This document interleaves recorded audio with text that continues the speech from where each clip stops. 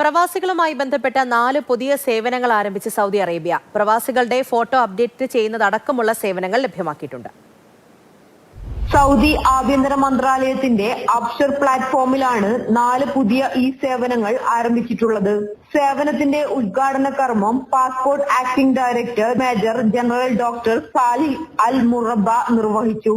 പ്രവാസികളുടെ photo update ചെയ്യുക, പ്രവാസിയുടെ ആശ്രിതന്റെ വാണിജ്യ രജിസ്ട്രേഷൻ റദ്ദാക്കുക, ആശ്രിതനെ വേർതിരിക്കുന്ന സേവനം എന്നിവ പുതിയ സേവനങ്ങളിൽ ഉൾപ്പെടുന്നു. സാൽവ അതിർത്തി ക്രോസിംഗിൽ അബ്ഷർ യാത്രാ സേവനം ലഭ്യമായിട്ടുണ്ട്. സമയവും പരിശ്രമവും ലാഭിക്കുവാനും നടപടിക്രമങ്ങൾ സുഗമമാക്കുവാനും പുതിയ സേവനത്തിലൂടെ സാധിക്കും. പാസ്പോർട്ട് സേവനങ്ങളുടെ ഗുണനിലവാരം മെച്ചപ്പെടുത്തുവാനും മികച്ച പരിഹാരങ്ങൾ നൽകുവാനും പുതിയ സേവനം സഹായകമാകും. ഇലക്ട്രോണിക് ഇടപാടുകൾ വികസിപ്പിക്കുന്നതിന്റെ ഭാഗമായാണ് ഈ സേവനങ്ങളെന്ന് മേജർ ജനറൽ അൽ മുറബ പറഞ്ഞു.